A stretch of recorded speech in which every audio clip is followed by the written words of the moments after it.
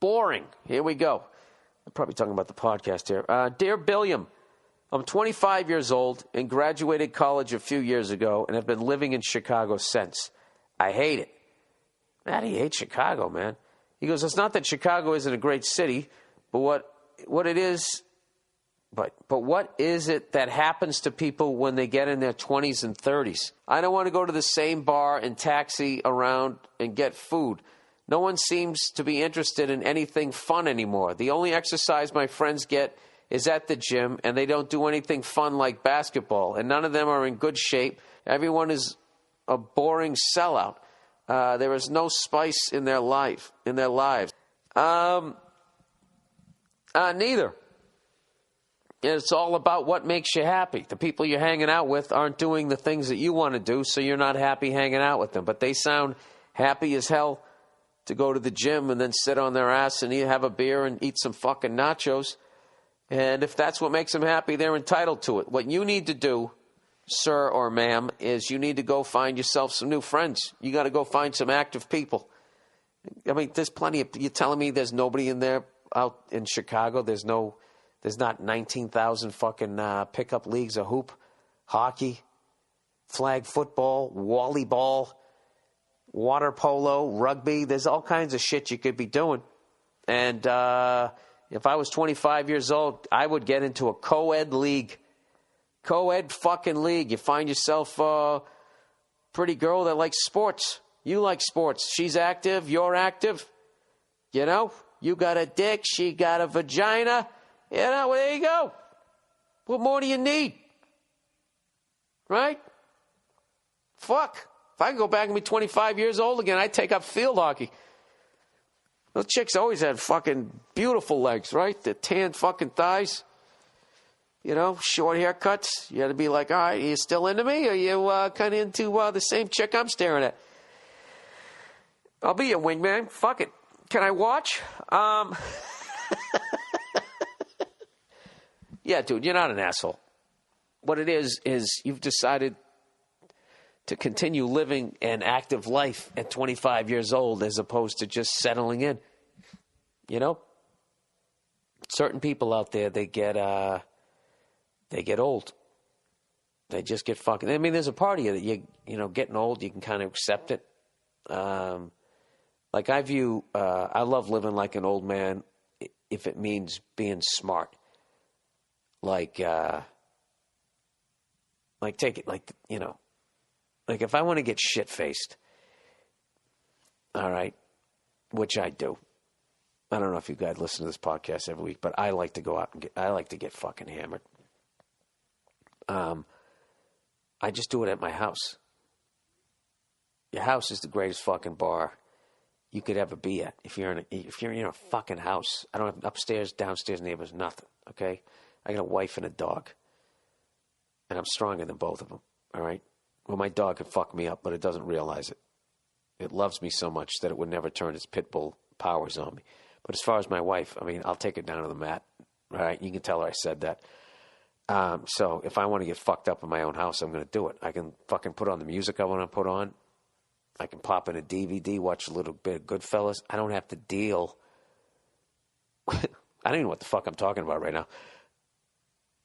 I mean, to me, like, the way to get shit-faced now is for me to be hanging with one other friend on my front porch, smoking a cigar and drinking some scotch and listening to some fucking music and just shooting the shit.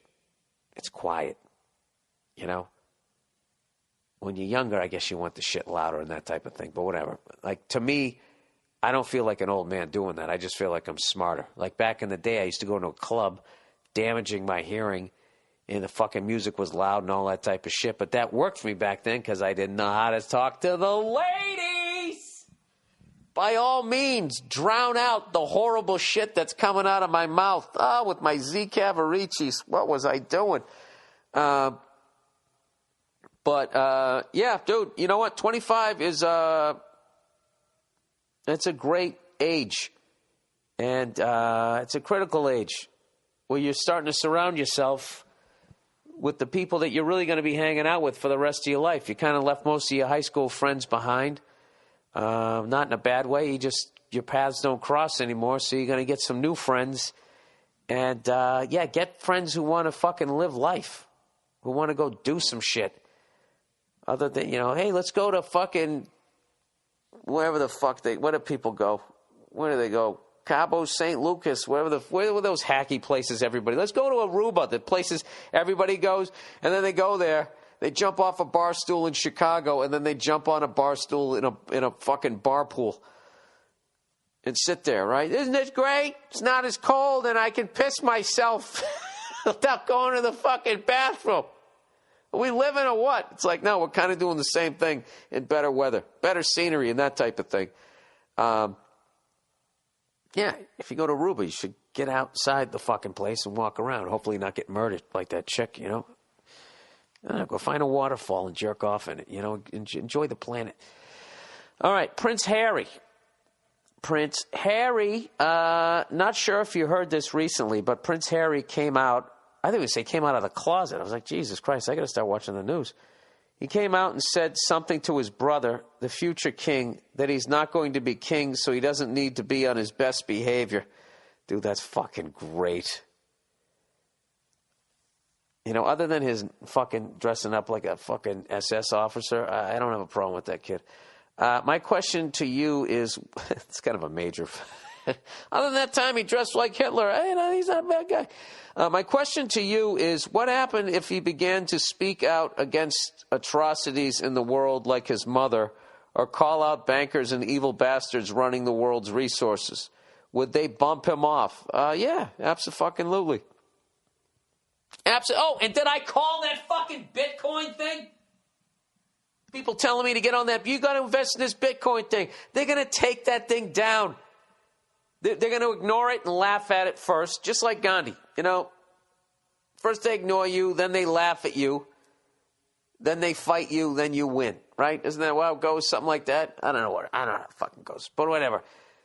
That Bitcoin shit, I'm sure the banks are like, well, I don't think that's going to be a viable currency in the foreseeable future. They did all that shit, right? And then they started, going, oh, shit. Oh, shit, they get a little bit of traction. People are talking about this stuff, and then what happens? What happens? Somebody commits suicide. Conveniently. And everybody around's going, hey, it doesn't seem like that person commits suicide. Well, that's what happens when you try to start a new currency. What do you think's going to happen? Do you think these fucking fuddy-duddies are going to fucking fuddy-duddies or whatever you say is going to sit around and tolerate that? They can't. Their whole lives are invested in the lie of their currency. You can't come along with a new lie. Then they got to start all over again. It's like a Red Sox fan becoming a Yankee fan. It's not going to happen. It's not even a Yankee fan. It's going to be a whole new fucking league, like the XFL. Ain't happening. Go fuck yourself. The NFL is where we got our money. Fuck your league. So anyways, do I think if he started speaking out against the atrocities? Not if he just started speaking out against atrocities. I don't think what they do is they join it. Like Kennedy with the civil rights. We can't control 1 million African Americans coming into Washington. What do? We join it, and then we take control of it. And then you give you permits, and then next thing you know, they control the fucking thing, right? That's what they would do. They would just join, Prince, whatever the fuck his name is. What the hell's his brother's name? George. That's a good king name.